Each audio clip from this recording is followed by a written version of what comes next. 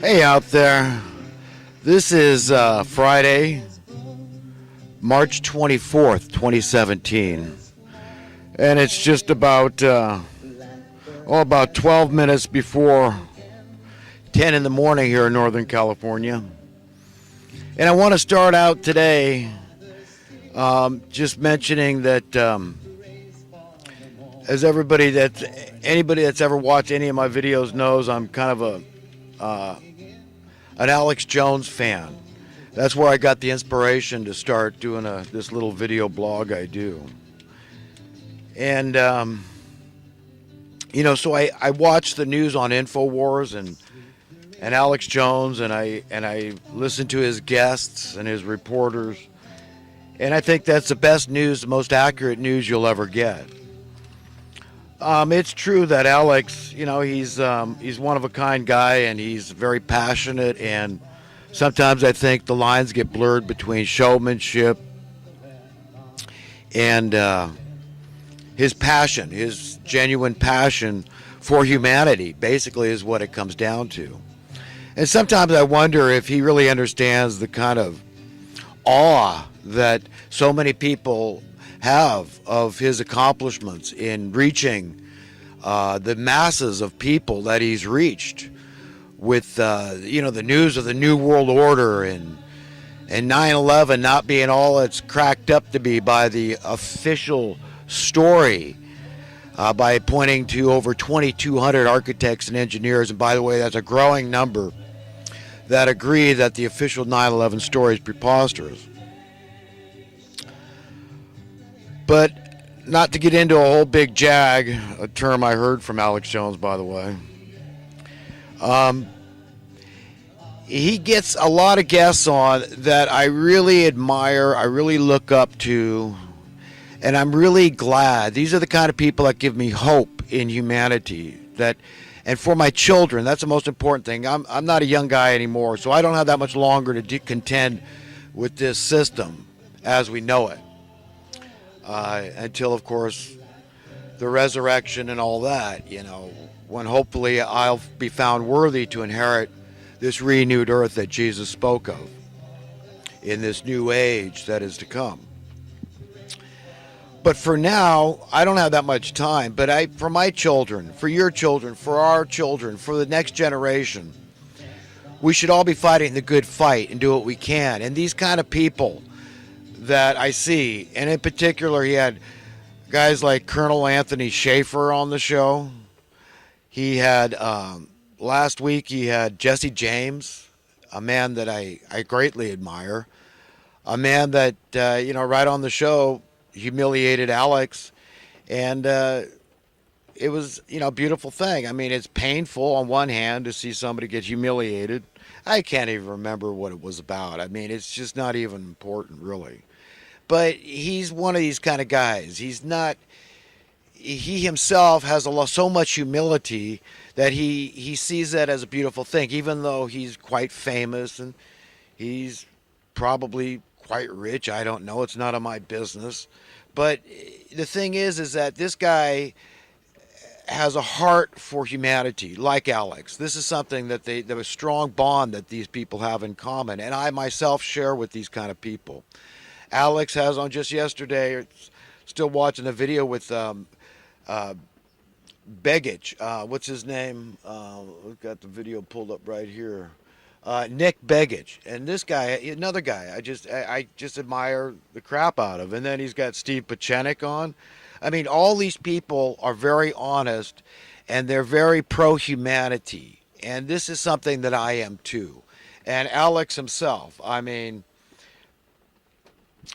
he's such a character, I think, and this is what has just endeared so many people to him as just as a human being, an individual that has really proven that there's a lot of power in the individual, that we can reach great heights, and he has not shrunk away from doing that. He has proven to not be a coward and to put it all on the line. I mean, this is what I admire so much about our veterans, is that all these bureaucrats and politicians and so many of these people with their profound belief systems and philosophies about this and that, the way of the left, the way of the right, and all this crap. These people cut through all that. They say, look, this is about a nation, and a nation that is to set an example for the other nations. That's what we're after. Being an American is just an idea. It's an idea that anybody in any nation, in any part of the world can adopt, and they can embrace, and they can behold those same American type values. And what are those values? It comes down to freedom. It comes down to the right to pursue happiness, certain inalienable rights that we possess, that we believe in equality, that ultimately it's not about the Constitution that was drawn up by men, but it's about the hand of God that is involved in our nation. That means the people, because a nation without the people is just a chunk of dirt and water and crap. It's just more real estate. Okay, it's about the people. It's about the precepts, the ideas that we behold and that we strive to attain. And we strive to leave the next generation with a better world than the one that we have known. And this is why I keep doing what I do. I've got to say something. I'm compelled. I cannot shut up. If I heard somebody talking like me and pointing out the things that I feel need to be pointed out, then I would shut up. Okay, if I heard them on the Alex Jones show, if I just, somebody out there has to understand the simplicity of the madness that we've all embraced. Our minds are all twisted. We can't help but be twisted. Of course, we're twisted from the original sin. This whole knowledge of good and evil is something we should know. We should know when we're naked or not. Okay, no other creature does. Why are we? This was the first question God asked Adam and Eve. Who told you you were naked? You understand? We weren't supposed to know that. And this is where this is where death came in. And this was the lie that we bought. We were deceived as a race, as the human race that was built to be completely innocent, oblivious to sin, not knowing right from wrong, not knowing when we're naked or not. And we were just to live eternally on the earth. I mean, this is it. God didn't invent death. God didn't make anything bad. It was going against God that got us in all this trouble in the first place. And now these wicked rulers have taken advantage of our Achilles heel, our weaknesses, because being separated from God is a weakness. That is what sin is. It's that sense of separation. And in our weakness, his strength is perfected. So this is all part of his way of pulling us out of this slumber. And this is something we have to go through as a race, as a species, as a civilization. And it's happening on God's time, not ours. It doesn't help to get impatient with him. He's doing his work. And, yes, I wish it would happen faster, but, it's all happening. And he's using people. And the only way anything is getting done is because God is using people, regular men, sinful men, to go out and to do his work, to be courageous and to stand in the face of the forces of darkness. And that's what needs to be done. That is fighting the good fight. And win, lose, or draw, I mean, we just have to ultimately believe that God's will is going to be established on earth as it is promised. I mean, that's it. That's having that ounce of faith, that mustard seed of faith like Jesus spoke about. And just knowing that this is science too. It's things like mathematics. This is the way God is operating, the light of truth, knowledge, information, wisdom. It's all happening. It's the power, it's the hand of God that's working through human beings, that all this is being fulfilled.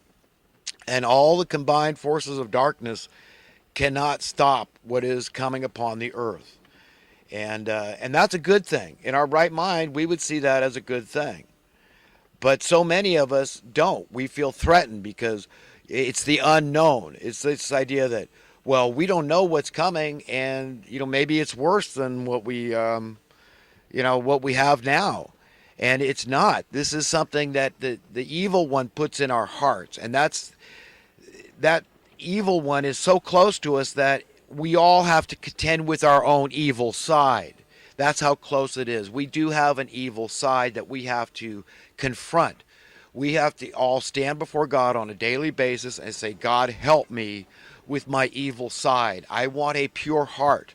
I want to be like you. I want to just have goodwill toward all humanity, to forgive my enemy, to be like the dad in the story of the prodigal son. Because we all know what it's like to fall out of grace, to separate ourselves from God deliberately, knowing that this is insane practice, but it brings us a sordid pleasure. And pleasure and joy have a correlation.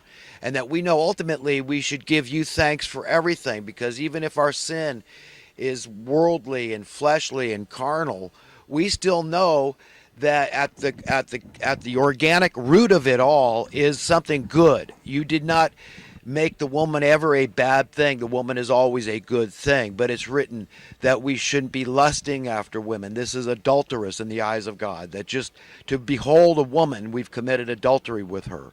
So we depend on God's grace because we know we all fall. I mean, I could say I'm not a woman, but I could probably say the same thing for women too. They can lust after men. I mean, this is not something that is unusual. This is not something new under the sun, as King Solomon would say. The idea that people lust after each other, that we enjoy sex. So joy and enjoy and pleasure and sex, all these things. You understand what I'm getting at here, is that in all things give thanks. So even in our sin, I'm not trying to give people permission to sin, because this is a serious matter. You've got to, anytime I say something and you say, well, I might disagree with that perspective, that's good. Go straight to the Bible, because that's where I need to go. I need to make sure that I am not rationalizing things for my own purposes, because I know it's written that we need to pray that our sin will find us out. Okay, so ultimately, we don't like our weaknesses. We don't like that sense of separation from God, that emptiness that it brings, that vapid feeling is kind of depressing. And it's emblematic of what this world leaves us, what we're trying to escape from. And this is what vices do for people. All the things that people find pleasurable out there, all the sundry vices, I'm not going to go through them, the drugs and the alcohol and the entertainment, travel, gambling. Okay, I mean, it just never ends. Never. There's just one, like King Solomon called it, folly. This is called folly. And we all engage in folly. And Paul, the Apostle Paul that wrote 2/3 of the New Testament, he went so far as to call himself the chief sinner. I mean, Jesus said things like, those that have been forgiven most will love the most. So what is that? That's almost instructing us to be sinful. But you see, this whole thing about giving permission and taking the taboo away works in reverse, like opposite psychology. Do you understand what I'm saying? So the better God is to us, the more loving and graceful and merciful and understanding and gentle he is with us, the less we want to offend him. Do you understand what I'm saying? So you take the taboo, you say it's okay. I mean, I made you enjoy food. I created the food. I made you needy. And I know that, when you tell me you love me, what you're really telling me is that you need me. God gets it, And that's a beautiful thing. That's something we should all be very grateful for, is that God gets it. When nobody else might get it, we get it. He gets it. And we can take great solace in that fact, that if there's one thing God is not, that is stupid. This is a highly intelligent creator that laid out the universe and all the galaxies and all the solar systems. He built this earth scientifically. He put this atmosphere around it. He did everything perfect to sustain life. He created us. He created all the flora, the fauna, the puppy dogs and the kitty cats. All this stuff that is very enjoyable, brings us joy. All these things came from him. Our sexuality came from him. So the food came from him. So anything that could cause us to sin, ultimately even the drugs came from him, right? The wine, the alcohol. I mean, he gave us the wherewithal, the intelligence to do it. So look, I'm not telling anybody they should use drugs. There's some nasty drugs out there, I know. I mean, I hear about people being hooked on heroin. These things are deadly, man. The meth destroying people's health, the cocaine destroying their brains. And look at George Bush, So I'm just saying, look, I mean, making stuff illegal, though, doesn't help. That taboo makes people want it more. It's like rat poison. You're going to make it illegal because too many people are killing themselves on it? Well, there's no end of ways people find to kill themselves. So, anyhow, the point is, I just wanted to go over this business about sin and kind of point out some of what's written in Scripture because, like I say, ultimately, everything that I talk about, I want people to be able to back up in Scripture and really have an age-old foundation for their belief system. This is what the Bible gives people. It tells you, look, this is what God is like. No ifs, ands, or buts about it. Look at all the corroborating evidence. God is a champion of the poor. That the money is the root of all the evil. Yes, the love of money is how Jesus spelled it out. It's a competing God. It has to